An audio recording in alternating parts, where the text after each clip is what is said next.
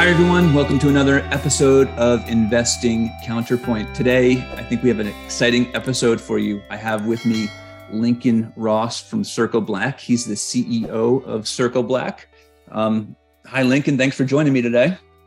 Hey, Yon. Great to be here. Thanks for having me. Today, Lincoln's product with Circle Black and our product with Rixtrema have quite a bit of overlap, I would say, in terms of meeting the needs of the advisor to help their clients reach their objectives. So today what we're going to talk about is a little bit around the process that advisors go through when they're trying to gain holistic insights into their client's financial situation. So whether it be, their retirement plan, performance, risks, investments, making sure that they're aligned. We're going to talk about all that today. And so to start this off, I thought I'd throw it over to you, Lincoln, and ask the question about how typically your clients, A, look at this kind of holistic problem, and B, how you help them answer that.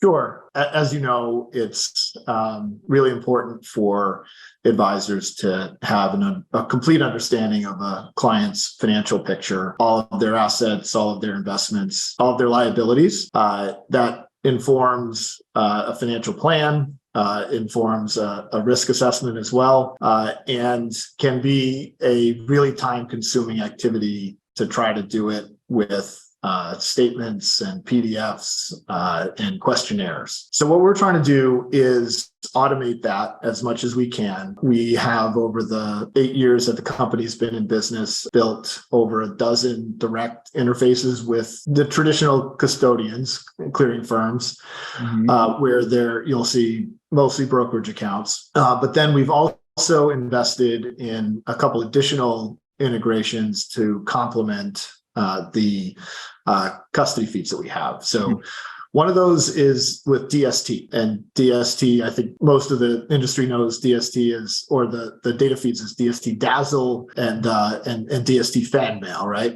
You got to make it exciting somehow, right?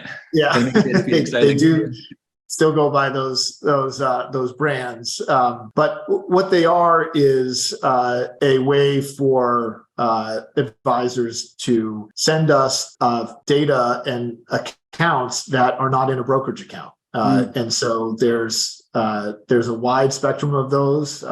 There's still a significant amount of direct mutual fund business. That is either legacy or continues to be in effect, and new accounts continue to be open that way. And that's a way that advisors prefer to do business, which is great. But beyond traditional mutual funds, DST, you can get access to variable annuities, you can get access to insurance products, you can get access to 529 plans is another one that we see as a popular asset class that we support through DST. So that and the variety and the diversity of record keepers and asset management products that are available on DST makes it for a fairly complicated data feed to process. I'm sure it does. We've invested a lot in trying to get that data as clean as possible, as timely as possible for advisors. So we think that's a really important dimension of a holistic complement to brokerage custody feeds. And then the second one is Yodlee. And so, is what? What was that? Is what? Yodlee. Okay, Yodlee. I'm sorry. I thought you said yogurt. Sorry. Okay, Yodlee. Yes, I know. That's not an asset class yet. I don't think. Maybe Chobani's been doing well as for Mr. Chobani, it's an asset class for sure. So Yodlee is able to round out pretty much any traditional asset that an investor has. So as you know, Yodlee has over 17,000 financial institutions that it connects with. There, what we see is two things. One is we can round out the asset side of the balance sheet with checking accounts and savings accounts is really where Yodlee shines in accessing some of the banking accounts that aren't necessarily accessible through any other source. But then also you can bring in the liability side of the balance sheet through Yodlee. You can get credit card accounts into a financial plan through Yodlee, as well as mortgages and loans. We think that with the investment in that technology and making it available for advisors to, in a lot of cases, they can make that the Yodlee experience is delivered through our client portal. So clients will go in and enter their credentials, and then we can start a feed of those accounts that they've linked that are held away, so that advisor has that holistic view. So what's interesting about it is, so that's the first part of the problem really is the data. And that's there's no sugarcoating how complicated that can be, especially at scale, and especially the more complicated somebody's personal situation is. I mean, that can be a real big problem. But then you have the advisor problem of actually being able to view that information in a way that they can make good sense of it kind of consistently and through their client base, and how they can see that where there might be not necessarily issues, but where they might need attention and what their different clients have. So that's, the issue of getting in is huge, but then there's also the issue of managing it on a daily basis. How do you guys look at that? Yeah, so great point. And it's also not easy to make that work well every day. Yeah. What we've built is a architecture that gives the advisor the ability to construct kind of a household hierarchy within the Circle Black system. So at the base level is an account. Accounts are then grouped by clients, and then clients are grouped by household. And so clients are essentially a person. And so as you know, a person can have multiple accounts, and then there can be multiple clients within a household. So that's one level of hierarchy. So advisors can see the entire household. That household view can also be made available to clients through the client portal. But that doesn't always solve all the different slices and ways that advisors want to look at a client's financial picture. And so let me unpack that a bit and back up a bit. The system will calculate performance at each of those levels as well. And so we have a time-weighted and a dollar-weighted rate of return calculation that can be applied at the account, client, or household level. And are you guys collecting that information as you go? So you're actually building that and calculating it, or are you getting those numbers from, wherever you're receiving the information from? We build it and we calculate it. Wow. So we build the history, and so we have a daily position for every security for every account that's in the system. Wow. And so with that, we can then roll them up. We call them containers, not to get too technical on our architecture, but each level of that hierarchy is a container, and each container has a calculated rate of return associated with it for every day. So when an advisor sees that container, essentially there's, based on your platform, there's other things they can do with that container. So there's, so getting the container, seeing it, and getting your views as an advisor, but then also being able to go and, from our perspective, what we do is, risk analysis. So we could take one of those containers and look at the risk of that container relative to something, but you can do quite a bit more within your platform with that container. That's right. So within those containers, each of them, we can report asset allocation breakout by that account, client, or household. We're in the process of rolling out an asset class performance capability. So cool. There's like containers within containers. So we have the ability to show rate of return by holding, by account, and then by asset class, and then grouping those asset classes and can break those out by household. That's really neat. Yeah, and one of the, like I was saying, that is our default hierarchy, and that sounds pretty flexible, but that still doesn't always accomplish all the use cases.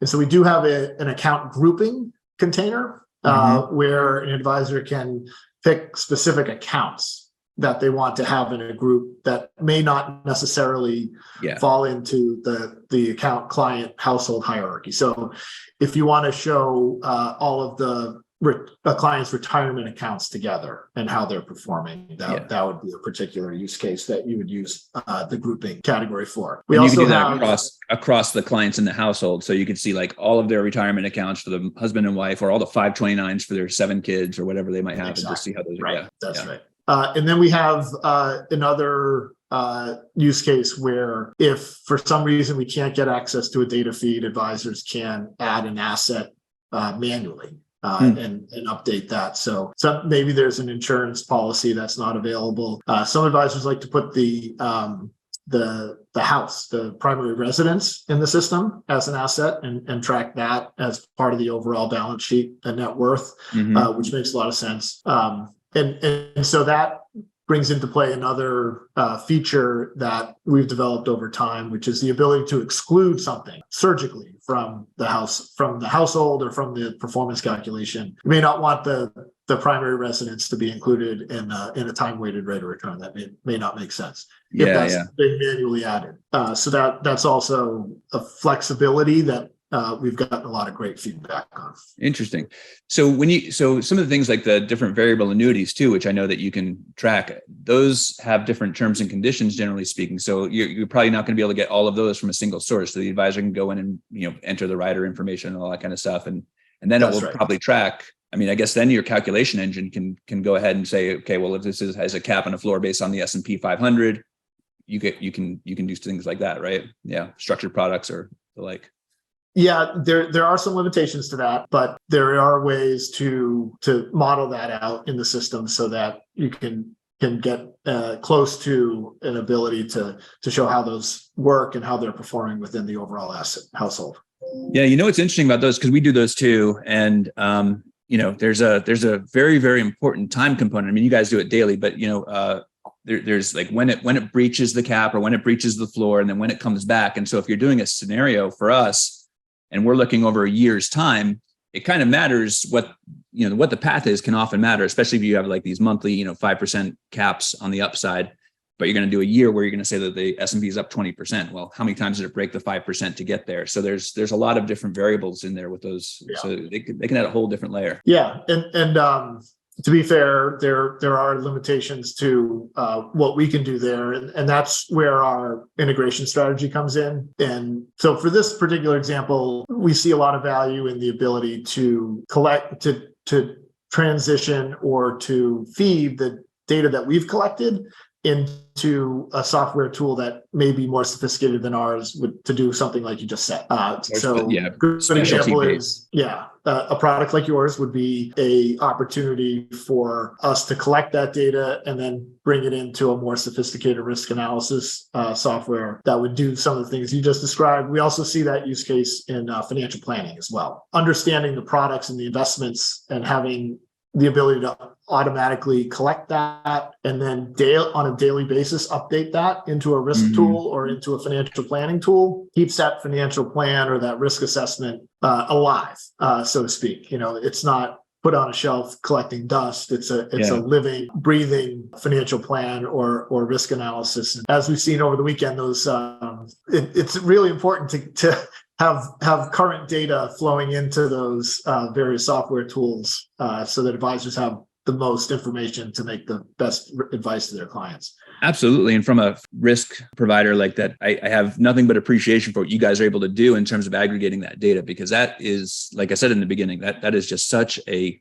heavy lift. And I think that people, and it's not the sexiest lift. I mean, despite the name like Dazzle and all those other kinds of things that they're putting into the data feeds, it's super critical. And it doesn't matter what, if it's a family, if it's a portfolio, if it's like whatever the assets that you're collecting are, that old adage of garbage in, garbage out. If you don't have good data coming into it, you're not going to be able to do that. So that's really interesting. So have you also built tools so you mentioned and I know that you guys have partnerships all over the place, and some of the things that just don't make sense, like some of the financial planning tools and risk tools, and probably some of the other tools just don't make sense to spend all the time to build because of how much expertise is there and how much expertise you guys have to have just to do your own job. But what else do you guys have on your platform that somebody can look at? That we were talking about the holistic look into the view. So you're talking about how you can take out different things. Like what does that look like when you pull something out? Like what kind of analysis can be done within your platform? Yeah, so there's additional views into the country exposure, for example, is another way that accounts and assets can be sliced. So that's one in terms of the international. And then we talked about asset classes as well. That's one of the slices that we do. We also do, if they are at a book level, advisors using multiple clearing firms. There's a way to see where their exposure is. It's called an institutional exposure, to see where their accounts are and if they have any, what their mix is with their various partners is another way to slice it. Yeah. Now you don't have, and I don't think this is something, because I've never seen anybody that has this, but if you had so as we're talking today on the 13th of March 2023, the big Silicon Valley Bank blow up just happened. There's a lot of pressure on these smaller financial banks. But if you had like a bunch of different mutual funds, you don't have the ability to look through those mutual funds, right? Because when you're saying about bringing in country exposures and different things like that, as a risk guy, what I think about, and you talk about exposures to institutions, I think about, well, okay, if I could bring in all of the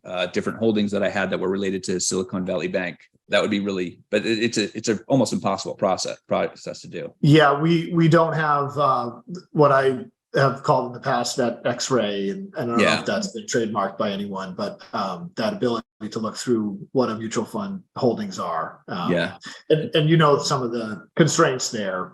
There's a lag in the mutual fund reporting of what they have, and I think there's been some firms that have attempted some correlation analysis to see if they could figure out what's in that mutual fund bucket more real time. But I haven't seen a solution that can do that without the lag of what the mutual funds reported at their last reporting time. No, that's absolutely true. And I think that, to do that is what you're doing is a heavy lift. I think to do that is an extremely almost impossible lift, just because you need transparency. And most people don't even want to give you that transparency, quite frankly. So even if you had the ability and desire to do it, most people aren't going to want to give that to you anyways. That's really interesting. So, you mentioned this client portal a lot, and I'm kind of interested in it because we do not have our advisors like you. Our clients like yours are the advisors, but the advisors' clients, you're giving them tools to actually go in and see and manage, and like through Yodlee, you're giving them ways to put in information in. That's really, even though they're not directly your clients, that's got to be really part of that client experience for you, because ultimately the advisors are going to stick with you or not stick with you if their clients are happy or unhappy. That's a huge part of our value proposition, is bring all that data together, having it clean, reconciled, having those performance calculations at those different levels, but then delivering that in an elegant, simple way to the end client is something that advisors really value in the Circle Black product. I can imagine. It's a different user to be thinking about when building that software. An advisor obviously is going to have a much higher level of understanding and sophistication with the software and have different expectations than the client. And I think a lot of times financial services software delivers too much sophistication and complexity to the end client. And they get overwhelmed. And so what we try to do is a couple things. One is give the advisor some flexibility around what is delivered in the client portal. So advisors can choose the rate of return type of calculation. Like I said, we have dollar weighted versus time weighted. They can choose which one gets used. And we're in the process of building out additional functionality for advisors to entitle certain levels of sophistication and functionality. Additionally, advisors have a certain way that they like to communicate the investments that they've made and how the investments are performing. And they have a way that they like to look at it. And so we're in the process of building out a default client view that's configurable by the advisor. So the advisor can go in and say, here's how I want the client portal to look. I want asset allocation up on the left. I want a mountain chart of performance on the right. I want transactions on the left and holdings in the bottom right. That's how I look at it. That's how I talk about it. And that's how I want my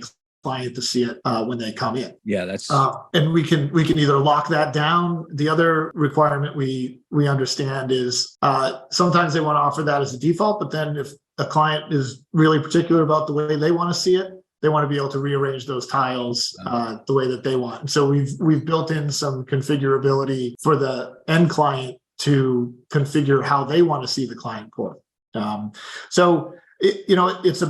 It's about having different levels of complexity, different levels of sophistication, so that advisors can manage how much or how little they want to make available in that client portal. That's really, that's pretty neat. And really important, I got to say, because, not everyone wants to look at this. I think about trying, if I was an advisor, trying to get someone like my grandmother to put her, assets in, and because you talk about the ease of use and like different levels of sophistication. It's one thing if you're an advisor, and I actually feel for advisors too, because they have their tech stacks are ever expanding. And so them trying to learn all these different systems. So you're trying to make it so it's intuitive as possible for the advisor, but at least the advisor is going to do it over their, 10 to 100 to 1,000 clients, whatever they might have, depending on the size. But this end user, like my grandmother, is doing it one time, maybe there'll be another asset. Yeah. So you can afford to have the advisor maybe not be intuitively how to do everything, because once they learn it, they can apply it, 10 or 100 times. But this other client, my grandmother, can only afford to be using it once. So it has to be really self-explanatory at the time. Exactly. That's right. Yeah. And there's one other dimension of the client experience that I'm really studying and trying to understand is the mobile expectation of income. And we're seeing some pull on our mobile app. We have a mobile app. We have the ability for advisors to white label it in the app stores, so they can have their brand in the app store. It does say powered by Circle Black in the description, but it's searchable by their firm name, and the logo will show up in the icon of the app, and clients can download and install it. It is cool, and it's not getting as much pull as I would expect. And I think part of why I think that is there was a study.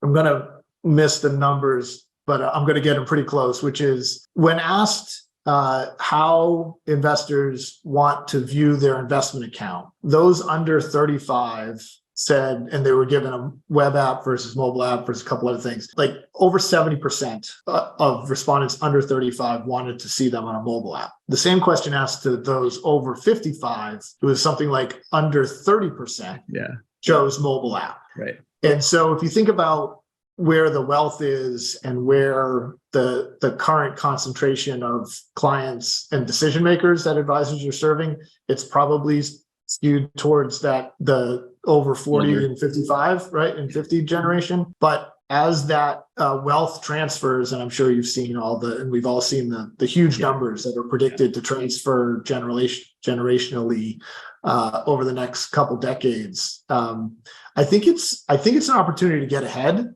of what's not being requested by the client that's 50, but is going to be absolutely expected by their children.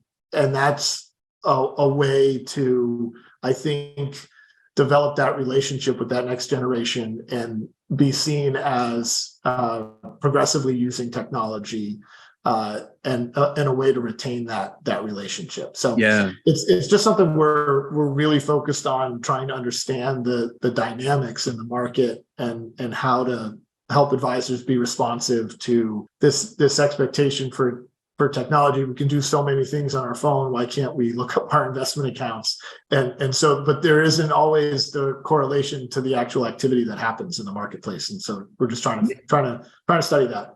I'm really interested in how that progresses too, because, I've seen those same exact stats that you're talking about where, everybody under, a certain age wants everything mobile and on their phones. And then everyone that gets older wants it on there. And part of that is the, evolution of smartphones from when, these kids were, or adults were a lot, when they were kids, growing up with that. But I'm also wondering, like my own experience, I used to be able to work on a laptop, right? So a small screen, and now I have two screens here.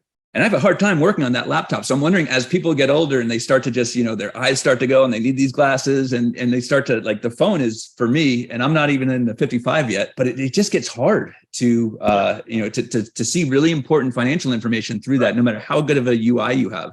And so I'm really interesting to see that development and that, if it keeps up with those stats of the younger generation, as they grow older, keep on using the phone, and maybe it will. Yeah. I think it's really hard to deliver a sophisticated set of information and data and decisions through whatever it is, exactly, a 2.5 by 7 inch experience. But I I don't think that should be an excuse, because there's a lot of complicated things that we can do. It's just taking a big investment. Like I think booking an airline reservation, there's a lot of moving parts and changing a seat, changing a reservation. It's just one example of how I think an industry is really invested in making that experience work on a phone, and it does. I use it all the time. Yeah, no, absolutely. You're 100% right. And even banking, I mean, going to something which is more money centric. I mean, banking, most people have their bank apps on their phone, and they'll look at their balances and they'll transfer money. There are things that are simple transactionally, and maybe there will be a way to do it from a overall, analysis view. And that'll be really interesting to see. Yeah. Well, one of the areas that we have a hypothesis that we can really deliver a differentiated experience for advisors is just simply using the app as a communication mechanism. If an advisor has, think about this weekend and Friday, how useful would it be for an advisor to be able to say, depending on what their situation is, whatever their situation is with Silicon Valley Bank, whether it was in the portfolios or not in the portfolios, or I'm watching it and understand that the risks in this, please call me, to be able to enter a message, have that then pop up on a notification on an app, on the client's phone in a compliant way, because as you know, there's a lot of compliance constraints in our space where any communication needs to be recorded. We can do that easily through the application. And so I think that's just one use case. We think there's a lot more we can do to help advisors have higher quality communication with their clients. Yeah. We didn't talk about our document vault, but that's another area where we think that there's a huge opportunity to centralize all of the documentation and history and records that a client and an advisor should be able to collaborate on in the digital age, which still seem somewhat archaic, where there's still a lot of paper that happens in our space. Do you guys do anything with Reg BI and things like that? Is that part of the compliance that you guys deal with? So we do not have anything explicitly solving for that, but I have been thinking about if that should be part of our roadmap, and some of the recent. I was just having a conversation last week about the Labor Department's requirement around rollovers and best interest with a rollover out of 401k. And so I think there's probably more we can do there, and potentially, just starting with sending some of the documentation to the document vault so that it's available for both client and advisor to have, and for an easy access for regulators when they come in to see to see the books and records. And that's exactly what made me think of it, just because, we do have a Reg BI tool, and it's one of those things where it's like, okay, you need to remember exactly what you did, what you recommended, how you recommended it, what all the points are. And then you need to process it and have it somewhere where you can access it very easily, but also, so it's actually pretty simple thing to comply with, I think, in my opinion, but there's a lot of work, like you're talking about, all this documentation, all this document, management. It's really a scary thing. You can do all that, but if you're not able to show that you sent it to the client, then it's as if you never did it. And so being able to systematize that and have that recorded as it, we can have an audit trail that the document went to the document vault, the system sent an email to the client with the link to the document vault. The client logged in and viewed that. We have the audit trail of that too. So there's some books and records value that we could probably be adding to the product. Very valuable. Excellent. Well, we've been talking for quite some time, Lincoln, and I appreciate it. I could probably talk to you for another hour or so, because we have not necessarily overlap, but our clients are the same clients, and we can probably geek out on this stuff for quite a long time. But I really appreciate you coming on and spending a half hour with me today. It's been really interesting. Well, thanks for having me. This is a lot of fun. Call me back anytime. Great. Thank you.